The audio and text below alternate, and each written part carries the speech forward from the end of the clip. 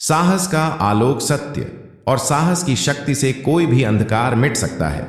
यह कहानी एक युवक की है जिसे अपने अतीत का रहस्य नहीं पता था, लेकिन प्रेम और सत्य की ताकत ने उसे उसका असली उद्देश्य दिखाया।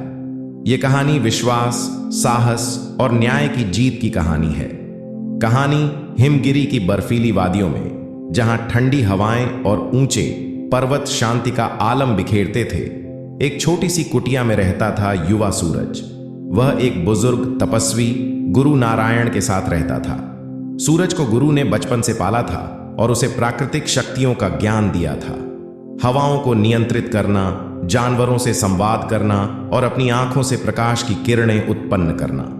लेकिन गुरु ने हमेशा उसे गांव से दूर रहने की सलाह दी थी। सूरज, तुम्हारी शक्तियां अनमोल हैं, इन्हें दुनिया से छिपा कर रखो, गुरु बार बार कहते। एक दिन सूरज पहाड़ी झरने के पास बैठा था। उसकी नजर एक युवती पर पड़ी जो पास ही जड़ी बूटियां इकट्ठा कर रही थी। उसका चेहरा शांत और आकर्षक था। सूरज उसे देखता रहा, तभी एक भालू जंगल से निकला और उसकी ओर बढ़ा। युवती डर के मारे पीछे हट गई। सूरज ने तुरंत अपनी शक्ति का प्रयोग किया।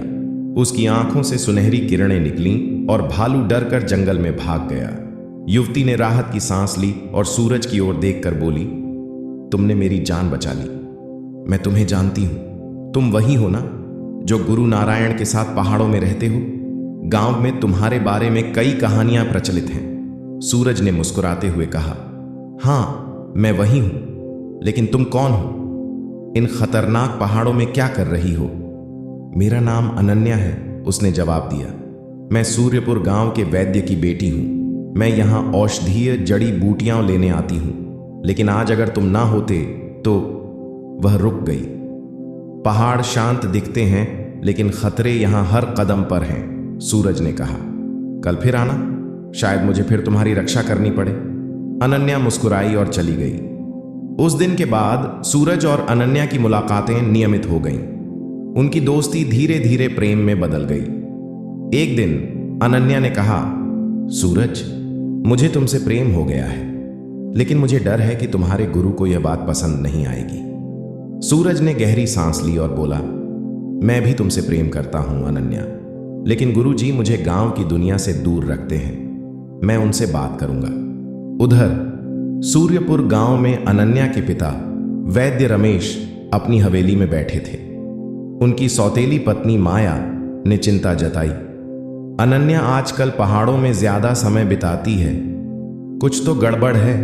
रमेश ने अपने नौकर भोलू को अनन्या का पीछा करने को कहा। भोलू ने लौटकर बताया, मालिक, अनन्या पहाड़ों में एक युवक से मिलती है। वह गुरु नारायण का शिष्य है। मैंने सुना वे एक दूसरे से प्रेम करते हैं और शादी की बात कर रहे हैं। यह सुनकर रमेश क्रोधित हो गए।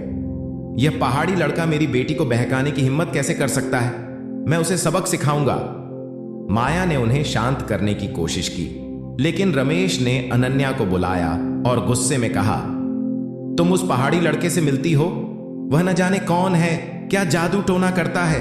मैं उसे और उसके गुरु को अभी ठीक करता हूं। अनन्या ने डरते हुए कहा, पिताजी, वह बहुत अच्छा इंसान है। उसका नाम सूरज है, कृपया उसे गलत न समझें। रमेश ने अनन्या का हाथ पकड़ा और बोले, चलो अभी पहाड़ों में चलते हैं। मैं उसे और उसके गुरु को सबक सिखाऊंगा। पहाड़ों में सूरज अपनी कुटिया में गुरु नारायण से बोला, गुरुजी, मुझे अनन्या से प्रेम हो गया है। मैं उससे विवाह करना चाहता हूं और गांव में एक साधारण जीवन जीना चाहता हूं। गुरु क्रोधित होकर बोले, सूरज, तुम साधारण इंसान नहीं हो। तुम्हें यहां एक विशेष उद्देश्य के लिए लाया गया था। तुम्हारी शक्तियां किसी साधारण जीवन के लिए नहीं है। तभी कुटिया के बाहर रमेश, अनन्या और भोलू आ पहुंचे। रमेश ने गुस्से में सूरज से कहा, तूने मेरी बेटी को अपने जाल में फंसाया है। तू और तेरा गुरु न जाने कौन सी काली शक्तियों के पुजारी हो। गुरु नारायण पर नजर पड़ते ही रमेश का चेहरा आश्चर्य से भर गया। आप तो महागुरु नारायण हैं। मैंने सुना था कि आप राजकुमार को बचाते हुए मर गए थे। अनन्या और सूरज भी हैरान रह गए। रमेश ने कहा, महागुरु, आप यहां पहाड़ों में छिपकर क्यों रह रहे हैं? और यह युवक कौन है? नारायण ने गहरी सांस ली और बोले, समय आ गया है सत्य बताने का। सूरज कोई साधारण युवक नहीं, वह सूर्यपुर के राजा चंद्रशेखर का पुत्र है, इस राज्य का असली राजकुमार। सभी अवाक रह गए। नारायण ने कहानी शुरू की। सत्य का रहस्य। वर्षों पहले सूर्यपुर एक समृद्ध राज्य था, जिसे राजा चंद्रशेखर और रानी सौम्या शासन करते थे। लेकिन रानी सौम्या की सौतेली बहन जादूगरनी कालिका ने अपने काले जादू से राज्य को नष्ट करने की साजिश रची। कालिका को भविष्यवाणी मिली थी कि उसका अंत चंद्रशेखर के पुत्र के हाथों होगा। उसने सौम्या की कोख को जादू से बांध दिया था, लेकिन जब उसे पता चला कि सौम्या फिर भी गर्भवती हो गई, तो उसने साध्वी का वेश धारण कर चंद्रशेखर से विवाह किया और महल में प्रवेश किया। कालिका ने धोखे से चंद्रशेखर और सौम्या की हत्या कर दी। उसने नवजात सूरज को भी मारने की कोशिश की, लेकिन नारायण, जो राजगुरु थे, ने उसे बचा लिया। नारायण ने सूरज को पहाड़ों में ले जाकर उसका पालन पोषण किया और उसे जादुई शक्तियां सिखाईं। अंतिम युद्ध। नारायण ने कहा, सूरज, अब तुम तैयार हो। कालिका अभी भी सूर्यपुर पर शासन करती है, तुम्हें उसका अंत करना होगा। अगले दिन सूरज, नारायण और अनन्या सूर्यपुर के राज दरबार पहुंचे। कालिका सिंहासन पर बैठी थी। उसने सूरज को देखते ही कहा, तू वही राजकुमार है जिसे मैंने मारा समझा था। तू जीवित कैसे है? सूरज ने गर्व से कहा, मैं सत्य और धर्म की शक्ति के साथ खड़ा हूं कालिका। तूने मेरे माता पिता को मारा, लेकिन अब तेरा अंत निश्चित है। कालिका ने मंत्र पढ़े, लेकिन सूरज की शक्तियां उससे कहीं अधिक थीं। उसकी आंखों से निकली सुनहरी किरणें कालिका को छूते ही उसे राख में बदल गईं। दरबार में उपस्थित सभी लोग सूरज की जय जयकार करने लगे। नया युग। सूरज को सूर्यपुर का राजा घोषित किया गया। उसने अनन्या से विवाह किया और दोनों ने मिलकर राज्य में सत्य और न्याय का शासन स्थापित किया। नारायण ने उन्हें आशीर्वाद दिया और कहा, साहस और सत्य हमेशा जीतता है बेटा।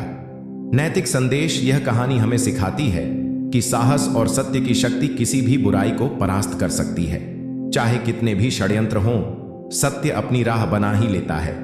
क्या आपको यह कहानी पसंद आई? अगर आप सभी को हमारी यह कहानी पसंद आई तो हमारे चैनल को लाइक करें, सब्सक्राइब करें और कमेंट्स करके हमें बताएं कि हमारी कहानी में कौन सा किरदार आप सबको पसंद आया। धन्यवाद।